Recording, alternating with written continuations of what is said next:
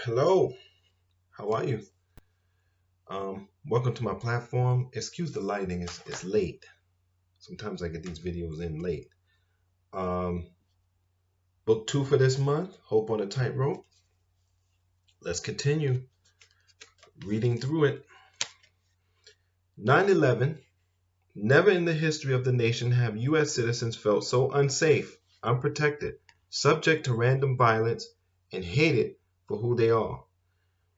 It was a new experience for many Americans. I've had many white brothers and sisters come up to me. You know, Brother West, they say, I just can't get over this sense of being hated like this. I reply, you don't say. Really? I say, my dear brother, to be a nigger in America for 400 years is to be unsafe, unprotected, subject to random violence, and hated for who you are. We've got some experience that might be useful. We have some perspectives that might provide some insight. Now that America, in this particular sense, has become niggerized, what kinds of resources are available? Will Americans become courageously Socratic and self critical, or will they become self righteous? Will they become prophetic or vengeful? Let's look at certain moments in history when black folk had to respond with astonishing courage to the vicious form of niggerization called terrorism. One of the most courageous moments in American history took place in 1955. Very few people want to talk about it. In August 1955, Emmett Till was murdered by his fellow citizens, a victim of American terrorism, his body thrown into Mississippi's Tallahatchie River. Emmett Till's body was brought back to Chicago. The funeral resulted in the first major civil rights demonstration in the 1950s. It was 3 months before Rosa Parks sat down in order to stand up for justice in December 1955. 50,000 fellow citizens of all colors walked by to take a look at Emmett Till. His mother left the coffin open so that everyone could see.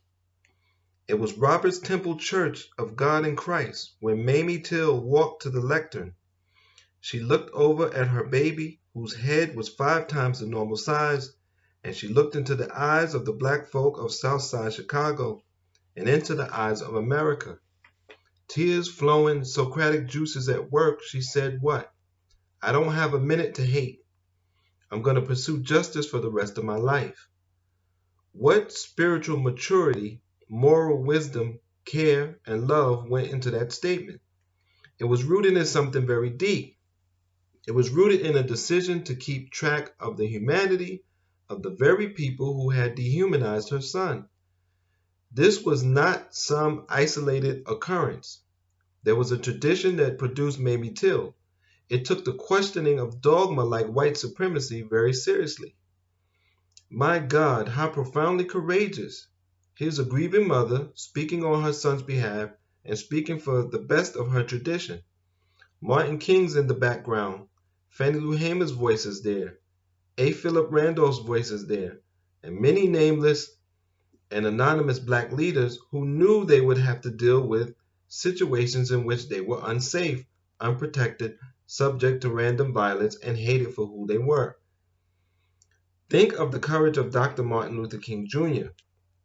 when 4 young black girls in Birmingham became victims of American terrorism. It was the 16th Street Baptist Church on September 15, 1963. Brother Martin cried in public. He did not know what to say. He wondered if nonviolence was a hoax when people killed babies in Sunday school. He looked at the parents. Tears flowed again. What did he say? Somehow we need to muster the armors of love and justice. Now that's a courageous people at their best. When we try to specify the various forms and varieties of the courage to love, we really have to ask, love for what? When we talk about the courage to love, to think for oneself, it rests on the courage to love truth.